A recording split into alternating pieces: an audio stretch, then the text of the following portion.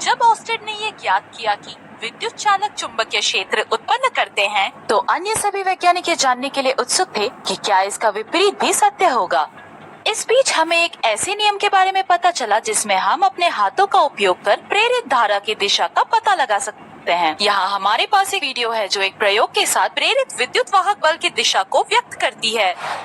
इस सरल परिपथ पर विचार करें जिसमें एक नाल चुंबक और एक चालक ध्रुव के टुकड़ों के बीच रखे गए हैं। हम देख सकते हैं कि चालक चुंबकीय क्षेत्र रेखाओं को लंबवत रूप से काटता है। हम पहले से ही जानते हैं कि जब कोई चालक चुंबकीय क्षेत्र की रेखाओं को काटता है तो इसमें विद्युत वाहक बल प्रेरित होता है। ए और बी चालक के प्रत्येक छोर पर दो चरम बिंदु हैं। तो क्या आप इस प्रेरित विद्युत वाहक बल की दिशा का अनुमान लगा सकते हैं? खैर, इसे आसान तरीके से समझने के लिए फ्लेमिंग के दाएं हाथ के नियम का उपयोग करते हैं। ये बताता है कि यदि दाएं हाथ के अंगूठे पहली और दूसरी उंगली को इस प्रकार परस्पर लंबवत रखा जाए जिससे अंगूठा गति की दिशा को और पहली उंगली चुंबकीय क्षेत्र की दिशा को व्यक्त करती हो, तब दूसरी उंगली प्रेरित विद्युत वाहक बल या धारा की दिशा को व्यक्त करती है।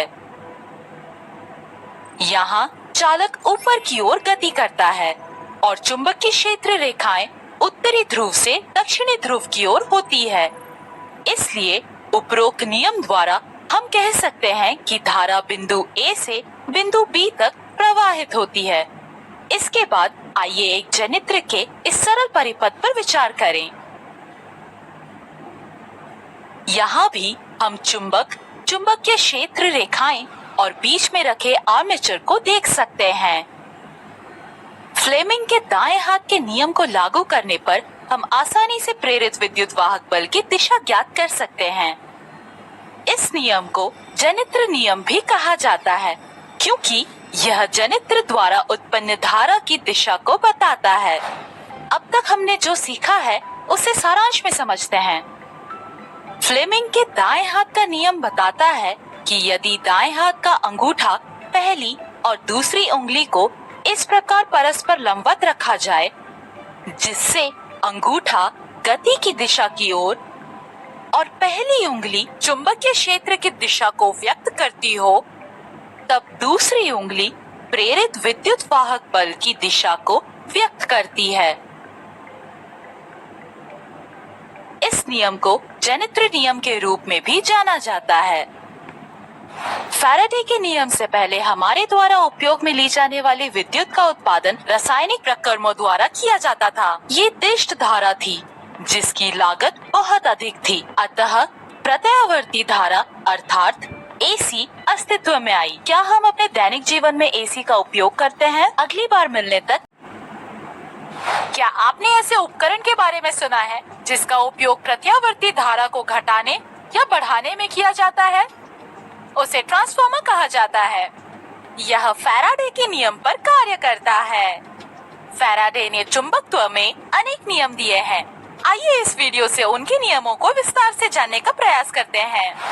हम पहले से ही जानते हैं कि एक चुंबक और कुंडली के बीच आपेक्षिक गति के कारण कुंडली में धारा प्रेरित होती है जो गैल्वेनोमीटर के द्वारा दर्शाई जाती है। इस परिघटना के बारे में विस्तार से जानने के लिए हम फैराडे के विद्युत चुंबकीय प्रेरण नियम का अध्ययन करेंगे। फैराडे के प्रथम नियम के अनुसार जब किसी भी कुंडली से संबद्ध चुंबकीय फ्लक्स की मात्रा में परिवर्तन होता है तब उसमें विद्युत वाहक बल प्रेरित होता है। यह विद्युत वाहक बल तब तक प्रवाहित होता है जब तक चुंबकीय फ्लक्स में परिवर्तन रहता है। आइए इसे विस्तार से जानने का प्रयास करते हैं। हम देख सकते हैं कि जब चुंबक X स्थिति पर होती है तो कुंडली से संबद्ध फ्लक्स 3 वेबर है। जैसे ही चुंबक कुंडली की ओर Y स्थिति की ओर बढ़ता है, फ्लक्स परिवर्तित होकर 9 वेबर हो जाता है। इसका अर्थ कुंडली से संबद्ध विद्युत फ्लक्स में वृद्धि हुई है। साथ ही हम यह भी देख सकते हैं कि चुंबक की X से y की गति के दौरान गैल्वेनोमीटर के संकेत द्वारा एक ईएमएफ प्रेरित होता है। अगर चुंबक स्थिर है तो ईएमएफ 0 होगा और गैल्वेनोमीटर 0 विक्षेप दर्शाता है।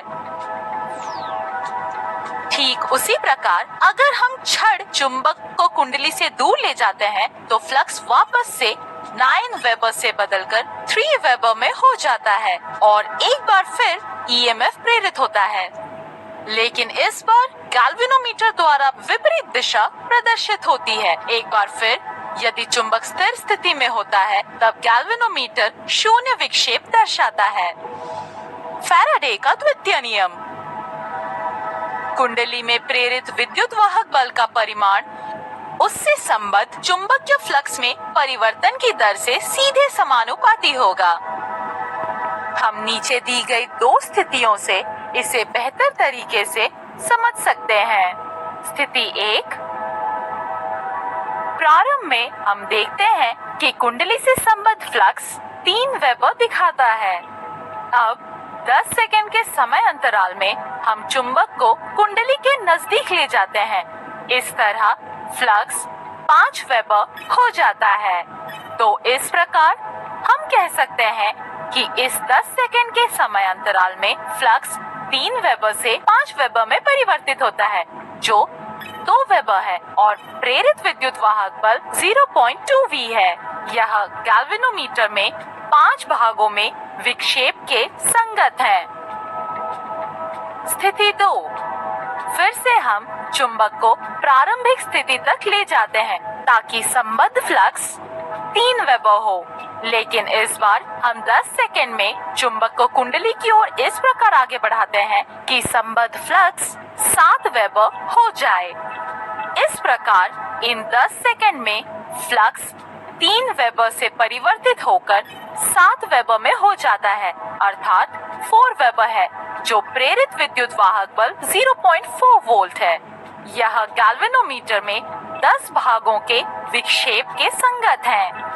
अब 2 स्थितियों का व्यापीकरण करने पर हम कह सकते हैं कि Φ1 प्रारंभ में कुंडली से संबंध चुंबकीय फ्लक्स है और Φ2 कुंडली से संबंध चुंबकीय फ्लक्स है t समय के बाद।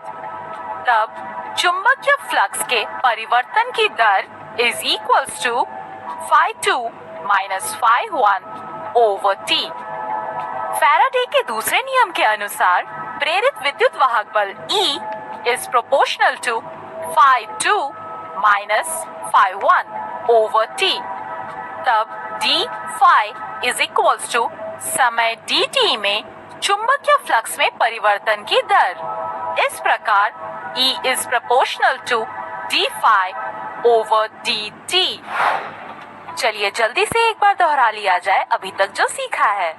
फैराडे का प्रथम नियम, जब कभी भी कुंडली से संबद्ध चुंबकीय फ्लक्स की मात्रा में परिवर्तन किया जाता है तब उसमें एक विद्युत वाहक बल प्रेरित होता है। यह प्रेरित विद्युत वाहक बल तब तक रहता है जब तक चुंबकीय फ्लक्स के परिवर्तन होता रहता है। फैराडे का द्वितीय नियम, कुंडली में प्रेरित विद्युत वाहक बल का परिमाण उससे संबद्ध चुंबकीय फ्लक्स में परिवर्तन की दर के समानुपाती होगा।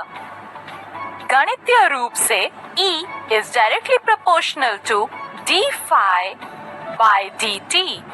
अब आपने फैराडे के नियमों के बारे में सीखा। मैं आपको बता देना चाहती हूँ ऐसे बहुत सारे आविष्कार हैं जो फैराडे के नियमों पर आधारित हैं, जैसे म्यूजिकल उपकरण जैसे इलेक्ट्रिक गिटार, इलेक्ट्रिक वायलिन, जिनकी खोजें हुई हैं। जब तक हम फिर से मिलते हैं तब तक आप अन्य अनुप्रयोग